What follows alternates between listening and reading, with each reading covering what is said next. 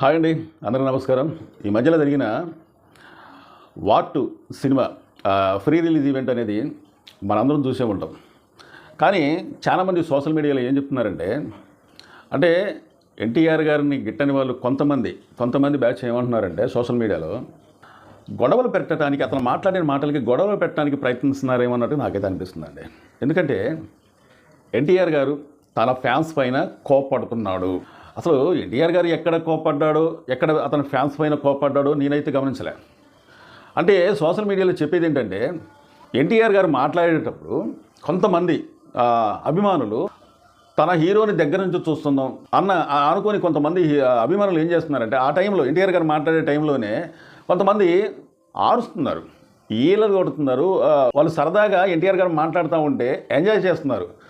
ఆ తరుణంలో ఏమైందంటే, కొంతమంది ఆరవటం వల్ల అదే టైంలో ఎన్టీఆర్ గారు మాట్లాడే మాటలకు ఏమైతే ఇతను మాట్లాడాలనుకుంటో వాళ్ళు ఆరుస్తూ ఉంటే కొద్దిగా డిస్టర్బ్ అవుతుంది. కాబట్టి మీరు ఎవరు కూడా ఆరవద్దు, సైలెంట్గా ఉండండి. మీరు ఇలాగే ఒకవేళ ఆరిసినట్లయితే నేను ఈ మైక్ అనేది ఇక్కడ పెట్టేసి వెళ్ళిపోతా, మీరు అరవకండి, కొంచెం దాకా నేను చెప్పేది వినండి అని చెప్పి అతను మాట్లాడాడు.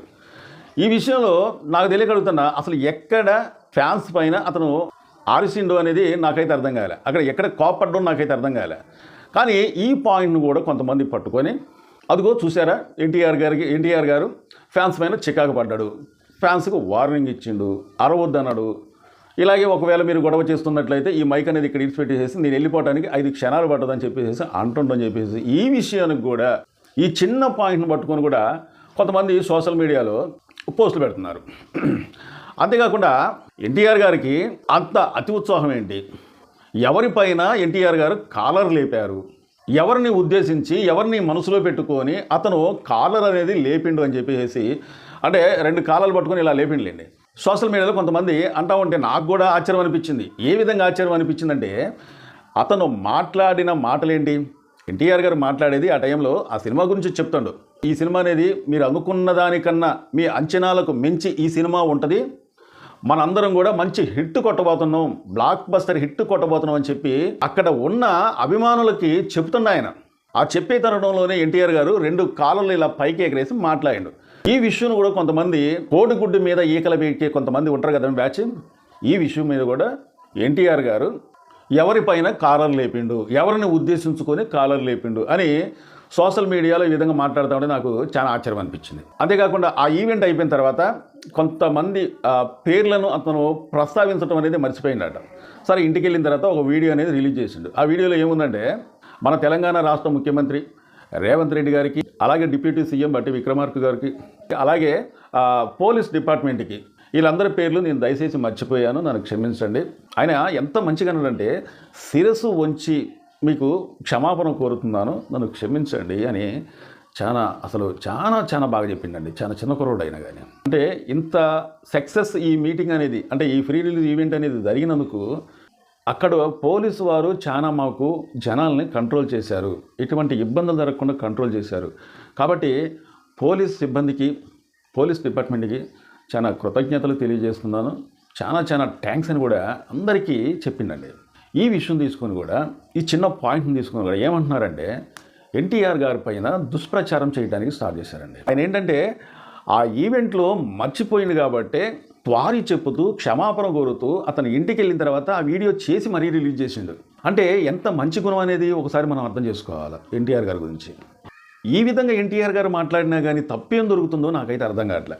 ఆ ఫ్రీ రిలీజ్ ఈవెంట్లో ఇదిగో చూసారా, మన తెలంగాణ ముఖ్యమంత్రి రేవంత్ రెడ్డి గారి పేరు మర్చిపోయారు, ఇంటికి వెళ్ళి మరీ గుర్తు చేసుకొని మరి ఇప్పుడు చెప్పడం ఏంటి, ఆ టైంలో ఆయన గుర్తుగా లేదని చెప్పి కూడా ఈ విధంగా కూడా అతని పైన కొంతమంది మాట్లాడుతున్నారు. మరి ఇది ఎక్కడి న్యాయమో, ఈ విధంగా ఎందుకు మాట్లాడుతున్నారో, కరవమంటేనో కప్ప కోపం, ఎడవమంటేనో పాము కోపం అన్నట్టుగా అతను మరీ ఇంటికి వెళ్ళాక గుర్తు తెచ్చుకొని మాట్లాడినా సరే ఇది కూడా తప్పుపడుతున్నారంటే ఇంకేమనుకోవాలా. అంతేకాకుండా రజనీకాంత్ గారి సినిమా కూడా ఈ నెల 14వ తారీఖునే రిలీజ్ అవుతుంది. ఇది ఈ సినిమా మన వార్ 2 సినిమా రిలీజ్ అయ్యే రోజునే. ఆ సినిమాకి ఈ సినిమా కూడా కొంతమంది తేడా అని చెప్పేస్తున్నారు.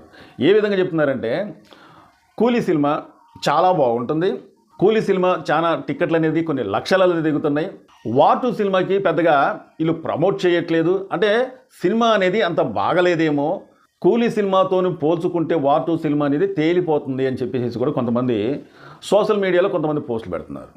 నేను అసలు వాళ్ళకి నేనేం చెప్పాలనుకున్నానంటే, దయచేసి తెలుగువాడిగా పుట్టి తెలుగు రాష్ట్రాలలో మనం ఉంటూ మనవాడిని మనం ఎంకరేజ్ చేసుకోవాలి, కానీ మనవాడిని మనం దగ్గర తీసుకోవాలి, మన సినిమాని మనం కాపాడుకోవాలి. కానీ వేరే రాష్ట్రం నుంచి వచ్చే సినిమా కూలీ సినిమా, సూపర్ స్టార్ రజనీకాంత్ గారు నటించిన సినిమా అంటే నా ఉద్దేశం ఏంటంటే ఆ సినిమా కూడా బ్లాక్ బస్టర్ హిట్ అవ్వాలని చెప్పి కోరుకుంటున్నాను.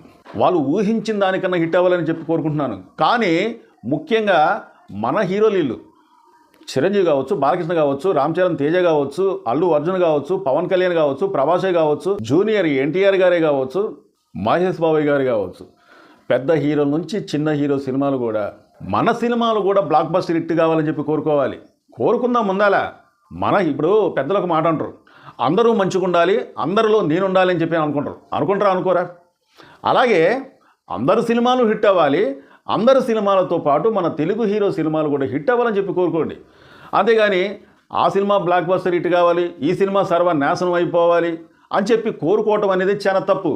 కొంతమంది ఈ విధంగా పోస్టులు పెడతా ఉంటే నాకు కొద్దిగా బాధ అనిపిస్తుంది. ఎందుకంటే గత 5-6 సంవత్సరాల కాంచి, సరే బాహుబలి సినిమా కాంచి మనం తీసుకునేటట్లయితే కొన్ని వందల కోట్ల రూపాయల కలెక్షన్ చేసినాయి. బాలీవుడ్ను కూడా తలదన్నే విధంగా రికార్డు బ్రేక్ చేసిన కలెక్షన్ల విషయంలో. బాలీవుడే కాదు, కోలీవుడే కాదు, టాలీవుడ్ సినిమా అంటే ఈ రోజున ఒక బ్రాండ్. బాహుబలి కావచ్చు, బాహుబలి 2 కావచ్చు, RRR కావచ్చు, అలాగే సలార్ కావచ్చు, అంతేకాకుండా పుష్ప కావచ్చు, పుష్ప 2 కావచ్చు. అంటే ఈ సినిమాలు ఎన్ని వందల కోట్ల కలెక్షన్ చేసినాయనే సంగతి మనకు తెలుసు. అలాగే భారతదేశం మొత్తం మీద కూడా మన టాలీవుడ్ సినిమాలంటే ఒక క్రేజ్ అనేది ఏర్పడింది. ఈ సమయంలో నాకు అదే నచ్చట్లే. ఈ సమయంలో మనవడి సినిమా, ఇట్లాంటి తరుణంలో మన సినిమా, మన తెలుగు హీరో సినిమా, మన టాలీవుడ్ హీరో సినిమా, అది ఏ హీరో అయినా కావచ్చు, మన ఓడి సినిమా బ్లాక్ బస్టర్ హిట్ కావాలని చెప్పి కోరుకోవాలి. అంతేకాకుండా ఆ సినిమా కూడా హిట్ కావాలని చెప్పి కోరుకుందాం, వాళ్ళు ఆశించిన దానికన్నా ఎక్కువ కలెక్షన్ రావాలని చెప్పి కోరుకుందాం. కానీ ముందాల మన హీరో సినిమా కూడా బ్లాక్ బస్టర్ హిట్ కావాలని చెప్పి కోరుకోవాలి. కొంతమంది సోషల్ మీడియాలో అసలు ఈ సినిమా కథ ఏంటో తెలియదు, ఈ సినిమా కథ ఏ విధంగా ఉంటుందో తెలియదు, ఈ సినిమాని సర్వనాశనం చేద్దామని చెప్పి కొంతమంది ప్రయత్నాలు, ఏమి తెలియకుండా కూడా ఈ సినిమా అలా ఉంటుంది, ఇలా ఉంటుంది, ఈ సినిమా బాగోదు, ఈ సినిమా చూడాల్సిన అవసరం లేదు, ఆ సినిమా మీద పోల్చుకుంటే ఈ సినిమా మొత్తం కూడా ఫ్లాప్ టాక్ వస్తుందని చెప్పేసి కొంతమంది చెప్తూ ఉంటే నాకు కొద్దిగా ఆశ్చర్యం అనిపించే. మనం కూడా మన తెలుగు హీరో సినిమా, మన తెలుగు సినిమా కలెక్షన్ల పరంగా కానీ ఏ విషయంలో అయినా కానీ మన తెలుగు సినిమా అనుకున్న దానికన్నా మన అంచనాలకు మించి ఉండాలని చెప్పి మనందరం కలిసి కోరుకుందాం.